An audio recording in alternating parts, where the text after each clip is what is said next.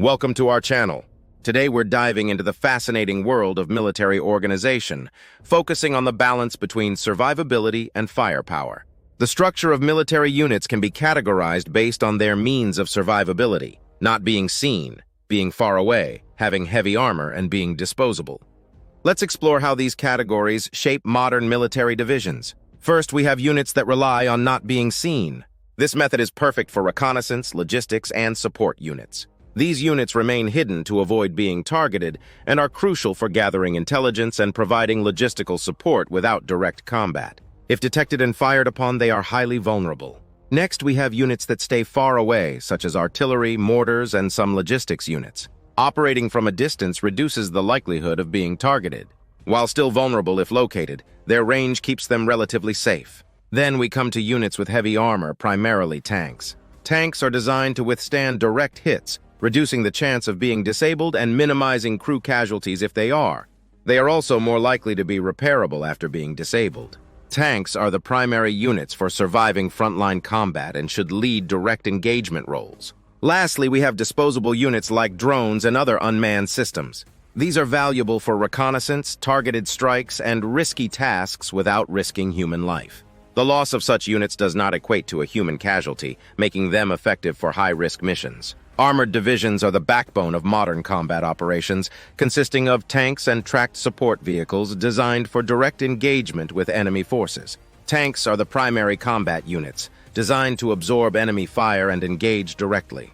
They force the enemy to react, diverting fire away from less armored units. Tracked infantry fighting vehicles, IFVs, carry infantry into battle, providing protection and firepower support but should avoid direct combat with enemy tanks. Tracked artillery and mortar carriers offer long-range fire support, with their mobility allowing quick repositioning after firing.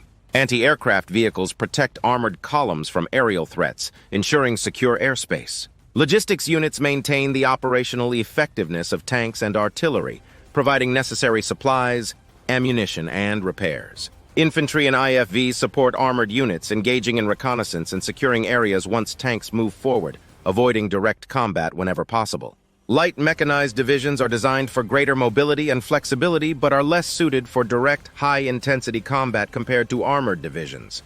They consist of wheeled vehicles used for support and secondary roles. Wheeled armored personnel carriers, APCs, and IFVs are more mobile but less protected, carrying infantry and providing fire support while avoiding direct engagement with heavily armored enemy units. Wheeled artillery and mortar carriers provide indirect fire support from a distance, with their mobility allowing quick repositioning. Anti-aircraft and ATGM carriers protect against aircraft and engage enemy armor from a distance, avoiding direct tank-on-tank engagements.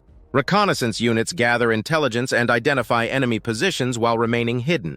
In symmetrical combat, light mechanized units should not be used for direct offensive operations against heavily armored opponents. Instead, they serve in support roles, providing fire support, engaging in defensive operations, and performing reconnaissance. Their strength lies in their mobility and ability to perform various tasks without being directly targeted. Light mechanized units are generally lighter on logistics and cheaper to operate, but this cost advantage only holds if they avoid casualties. If engaged in direct combat and taking casualties, they become more expensive due to the human cost. The upfront expense of tanks is offset by their ability to minimize casualties, making them more cost-effective in the long run. Building and mass-producing tanks, equipment, and ammunition on assembly lines is far cheaper than training and maintaining soldiers who require extensive training and medical care. Given this, light mechanized units should avoid direct combat and focus on roles utilizing their mobility and flexibility. Armored divisions should handle most direct combat operations. During offensive phases, tanks should conduct nearly all offensive operations, except in areas inaccessible to them.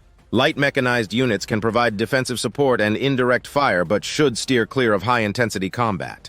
Artillery and mortars will greatly outnumber tanks and inflict most of the damage in any engagement. Towed artillery units are separate and attached to larger divisions for support. Infantry mortars, while technically man-portable, require trucks to deliver ammunition. Given their vulnerability, infantry mortars should only be used where they won't be targeted with heavy weapons. In any conflict, your enemy will shoot back, so every soldier needs a way to stay alive.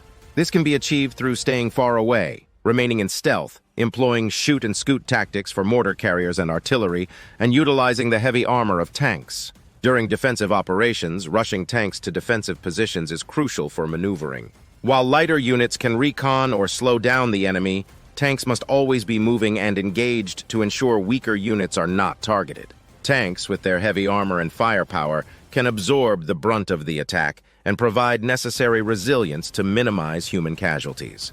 In conclusion, organizing modern military forces must prioritize minimizing human casualties while maintaining combat effectiveness. Armored divisions with their heavy tanks and tracked support vehicles are essential for direct combat roles. Light mechanized divisions with their wheeled vehicles offer flexibility and mobility, but should avoid direct engagement with heavily armored enemies. By understanding the strengths and limitations of each unit type, military planners can optimize their strategies to achieve victory while safeguarding their most valuable asset, their personnel. Thanks for watching. If you enjoyed this video, please subscribe, and hit the notification bell to stay updated with our latest content. And don't forget to leave a comment below with your thoughts on modern military organization. We'd love to hear from you.